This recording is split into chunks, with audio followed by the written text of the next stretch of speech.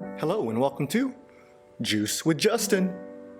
Now let's talk about some business lessons I learned through this whole process. Lessons that I think will resonate with fellow personal trainers or anyone trying to build something, like any of those entrepreneurial types. I think this will resonate with you. First lesson, don't give a about what people think about you. Don't care about what people think. If you do, it blunts your efforts. Try stuff.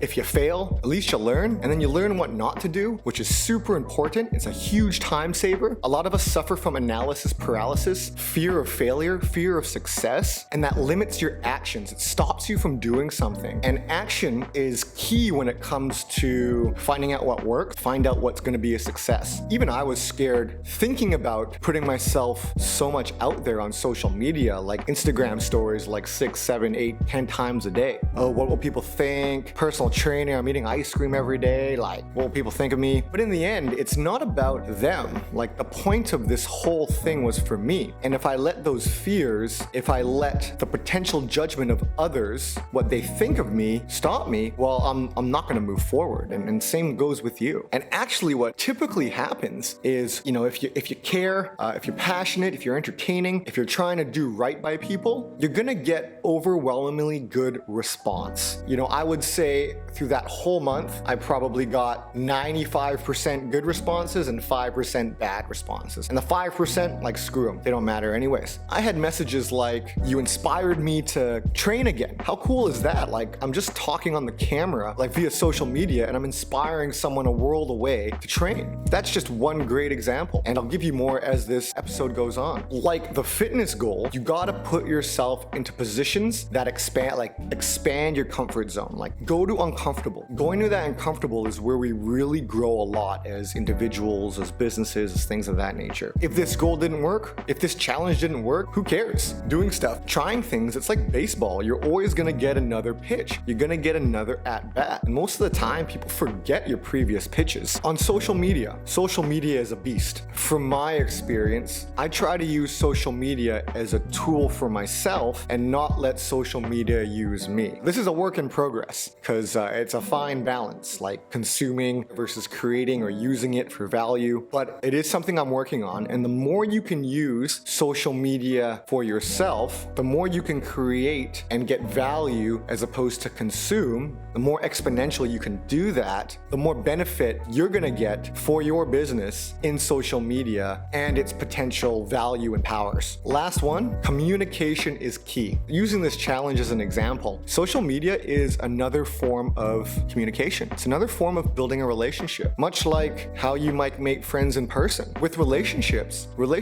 take time to grow. I like to use the garden analogy. You plant a seed, it takes care, it takes deposits of sunlight and water and good air to really let that plant, that garden grow. And that is very similar to relationships with human beings. And on social media, the online world, it takes much more gardening to build a relationship than in person. And social media is a different type of gardening. It's a different form of communication. I challenge you to experiment and learn how to communicate in many different ways. The more vehicles you have for communication, the better you're going to be able to at spreading your message and ultimately selling. Because as a business person, you might have the best product, the best service, but if you can't communicate, if you can't build a relationship with someone, then it doesn't matter. You're not going to get that exchange, build that relationship, sell your product, get your service out there, be successful. One great thing that came about from this communicating more, putting myself out there more, is I think it broke down barriers for other people to contact me. Prior to this challenge, I just post serious fitness stuff. I'm kind of private. I don't like sharing a lot of stuff with the world. But when I started sharing, I think I became more approachable. People were less scared to reach out to me. And once that happened, lines of communication started happening. And from this, I think I've built new connections. I've opened myself up.